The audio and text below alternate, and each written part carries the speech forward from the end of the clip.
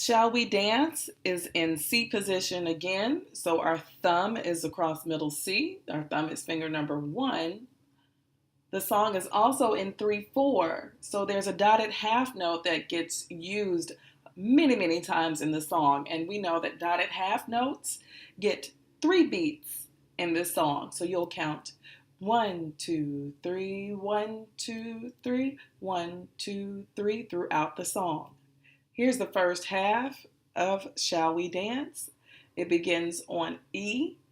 1, 2, 3, ready, play. E, C, D, E, D, E, C, D, G, E, C, D, E, D, G, F, E, D, D, C, C.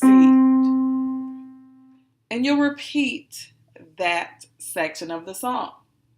Here's the ending. It begins on G at measure 17. G is underneath finger number 5, our pinky. 1, 2, 3, here we go. G, F, E, F, 2, 3, F, E, D, E, 2, 3, E, D, C, D, D, C, 2, 3, C. Now it's your turn.